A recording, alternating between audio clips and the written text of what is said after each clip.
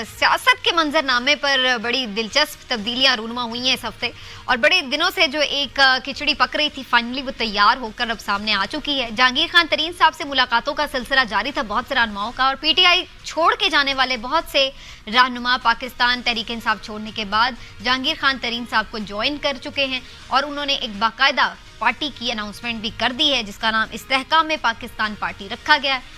अलीम खान साहब हमें स्टेज पर नजर आए प्रेस कॉन्फ्रेंस में, बहुत सारे दीगर रहनुमा इमरान इस्माइल साहब, अली जैदी साहब नजर आए, फिरदौस आशिक अवान साहिबा और आमिर क्यानी साहब, दीगर भी बहुत सारे लोग, ओन चौधरी साहब वहाँ पर मौजूद थे। और बताया जा रहा है कि 100 के करीब ऐसे लोग हैं मुख्तलिफ, चाहे यानी सूबाई असम्बली के साबिक लोग हों या जो कौमी असम्बली है उसके, लेकिन काफ़ी मेन जो लीडरशिप है वो हमें वहाँ पर नजर आती है पीटीआई की। तो अब सवाल ये पैदा होता है कि इस पार्टी का फ्यूचर क्या है, क्या इस पार्टी का कोई वोट बैंक है, इस पार्टी का मंशूर क्या है, नजरिया क्या है, ये पार्टी किस पार्टी के वोटर को तोड़कर अपने साथ शामिल करेगी, क्या पीएमएलएन को डेंट पड़ेगा या पीपल्स पार्टी और पीटीआई को।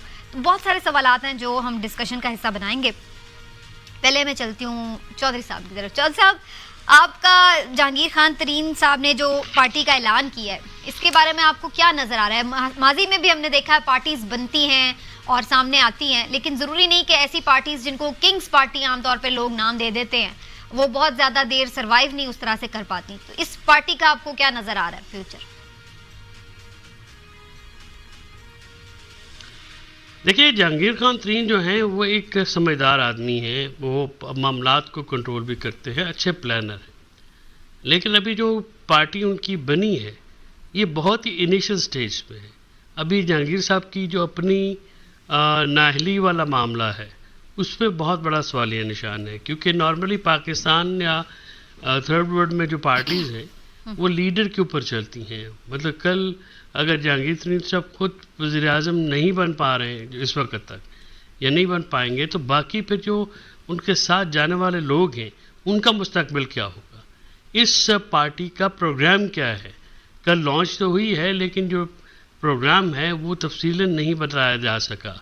इस पार्टी का बयानिया क्या होगा? देखिए, इस पार्टी को कासिम के अब्बू या चेयरमैन पीटीआई के अलावा मियां मोहम्मद नवाज शरीफ, आसिफ जरदारी और दूसरे जो बड़े सेटल्ड कद्दावर शख्सियात हैं, ये उनसे भी मामला करना पड़ेगा।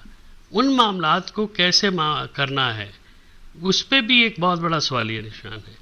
तो अभी ये पार्टी लॉन्च हुई ज़रूर है, जो इसमें लोग भी पीटीआई से आए हैं, मेजॉरिटी जो लोग आए हैं यानी जो शहरी इलाकों से ताल्लुक़ रखने वाले लोग हैं, उनका तो अपना हल्का भी शायद इतना कोई महफूज नहीं है, और वो पीटीआई के टिकट के ऊपर बन के आए थे।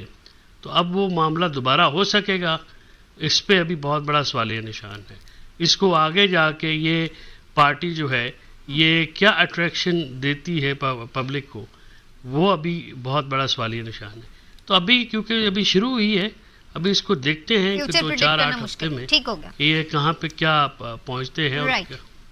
अच्छा इमरान साहब, ये फरमाइएगा कि बहुत सारे लोग तो हमें नजर आए, अगरचे कुछ लोग इनमें से ऐसे थे जो सियासत को खैरबाद कह गए थे जब उन्होंने प्रेस कॉन्फ्रेंसेस की और कहा कि हम तो ब्रेक ले रहे हैं, हम अभी सियासत ही छोड़ रहे हैं, कुछ न तो ये तक का।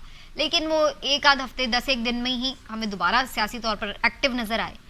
चलिए एक्टिव हो भी गए, लेकिन मैं ये नोट कर रही थी कि इस प्रेस कॉन्फ्रेंस के दौरान आप नई पार्टी लॉन्च कर रहे हो तो जोश होता है, जज्बा होता है, वलवला होता है, लेकिन ये तो मुझे चेहरे बड़े उदास लग रहे थे। तो इस उदासी की क्या वजह थी? अच्छा, मैं आपसे अर्ज करूँ, बात ये नहीं है कि उदास थे या नहीं, मेरे नज़दीक इससे अहम बात ये है कि अलग पार्टी बनी क्यों। उसकी बुनियादी वजह यह है कि मैं आपको ये बता दूं कि ये पार्टी अलग नहीं बननी थी।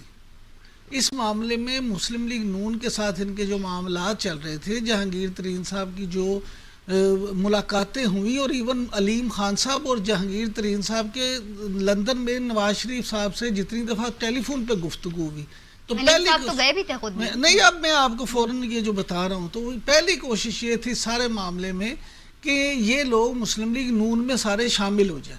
अब मुस्लिम लीग नून का ये मामला था, हमारे वाकफान हाल का ये कहना है कि उस वक्त फिर मुस्लिम लीग नून की जो कोर कमेटी थी उन्होंने इस पे जो बात की, तो उनका ख्याल था कि जो पंजाब में ज़िमनी इलेक्शन हुए थे सूबाई असम्बली 17 जुलाई के। हाँ जी, उसमें उनकी शिकस्त की बुनियादी वजह ये थी कि उनके वोटर्स ने उन लोगों को कबूल ही नहीं किया था जो पीटीआई के लोग थे, और मुस्लिम लीग नून ने उनको टिकट दे दिया था।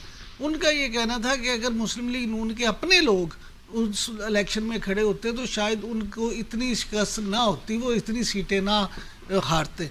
लिहाजा मुस्लिम लीग नून ने वाज़े तौर पे इनसे ये कह दिया कि हम आपके इतने बंदों को, जितने आप बंदे इसमें ला रहे हैं, हम उनके 60-70 या 100 बंदों को हम टिकट नहीं दे सकते।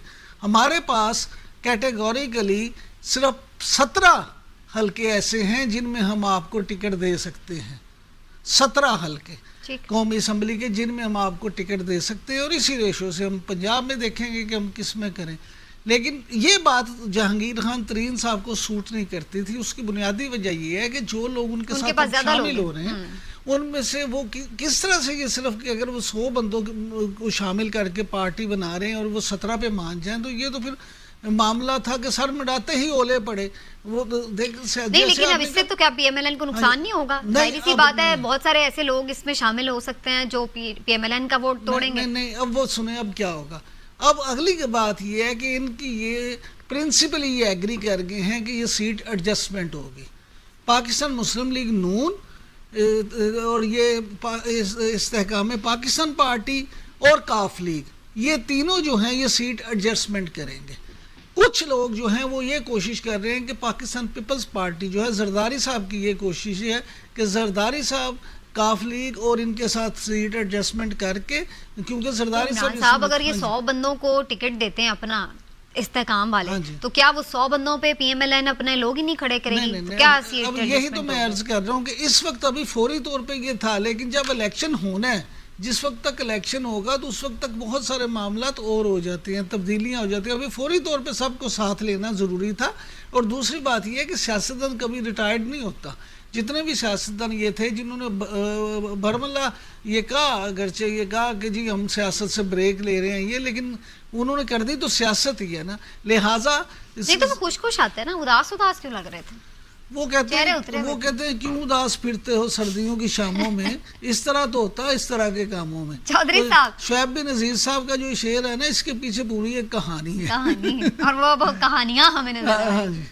चौधरी साहब, कोई आपको खबर है अंदर की कि क्या ये तो बहुत सारे लोग कहते थे कि शायद बहुत खुशी से लोगों ने नहीं भी छोड़ी हो पीटीआई, बहुत सी सहूबतें भी बर्दाश्त हुई, लेकिन दूसरी तरफ इस बात पर भी क्या कोई किसी ने सिग्नल दिया था कि इधर ही जाना है लाजमी? चौधरी साहब, देखिए, ये तो इन्फॉर्मेशन वही लोग दे सकते हैं जो जहाँ पे वो शामिल थे। और ये बात जो मायूसी वाली जो है, क्योंकि उसमें आप ये अंदिया बिल्कुल ज़रूर समझें, बिकॉज मुस्तकबिल पे तारीख है ना, कुछ समझ में नहीं है कि ये क्या होगा इसका अभी तक, क्योंकि वाजे कोई मामला आगे चला नहीं है। ये बड़ी कन्फ्यूजन है, बड़ी हेजी सिचुएशन है। इस सिचुएशन को कौन जो है खुशी से अपनाएगा?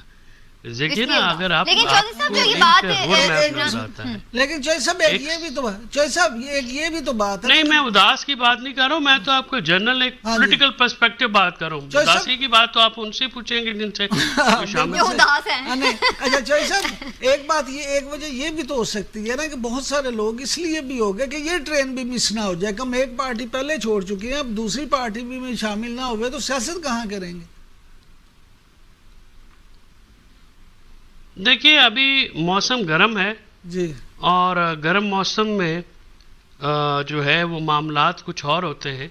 अभी मौसम या माहौल थोड़ा ठंडा होगा तो फिर आएंगी धुंध छटेगी। इसको इस मौके पे खरीदने से भी, बिल्कुल इस मामले पे खरीदने से भी आपको कुछ हासिल नहीं होगा, थोड़ा वक्त देना पड़ेगा। अच्छा चौधरी साहब, मुझे ये बताएं, जो इमरान साहब अभी बात कर रहे थे पीएमएलएन वाली, अब एक तरफ तो हमें ये नजर आता है कि बहुत सारे ऐसे लोग हैं इस जहांगीर खान तरीन साहब की पार्टी में कि जो पीएमएलएन के बहुत मुखालिफ रहे हैं और शायद वो इतने इंटरेस्टेड भी ना हो पीएमएलएन ज्वाइन करने में, और दूसरी तरफ पीएमएलएन की तरफ से भी बड़े गुडी आए हैं कमेंट्स के जी अच्छी बात है, वेलकम, उनसे हमारे अच्छे ताल्लुकात हैं जहांगीर खान तरीन से, और आगे भी हम देखेंगे कि कुछ करें इंतखाबी इत्तेहाद के हवाले से।